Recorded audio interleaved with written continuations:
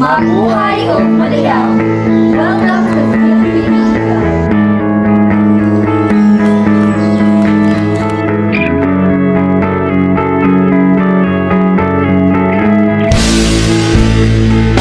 So, hello everyone, I am James and I am Prince. And we are the student volunteer tour guide here in the Philippine Eagle Center, and welcome back here in the Philippine Eagle Center, and this is the one of the two facilities of our national bird, the Philippine Eagle.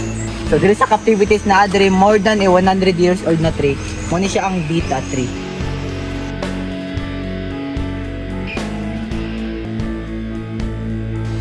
Sila po ng mga tourists na nag-donate 1,000 pesos para mabutang ilang mga pangalan nila sa patso. So, ang first animal po natin at makitaan karon is ang saltwater crocodile, si Gold Dipper. If familiar mo ni Lolong is half size lang po siya ni Lolong. Dito sa next na top is na-adre enclosure sa mga yellow-headed water monitor lizard or bayawak or halo in Bisaya. Dito sa next na animals natin makita karon is na-adre Burmese python, and siya po si Zuma. Asa? Wala ko. Zuma? Asa si Zuma? Ikaw?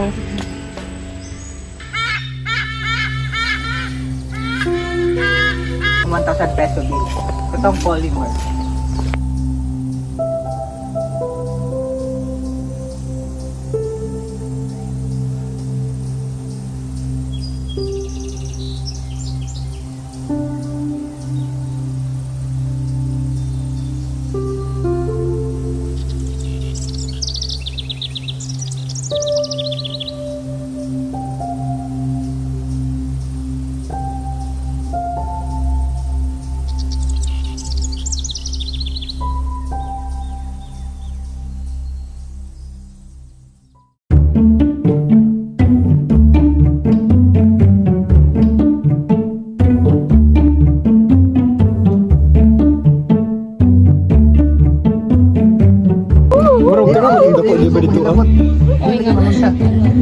Ulo ko yan!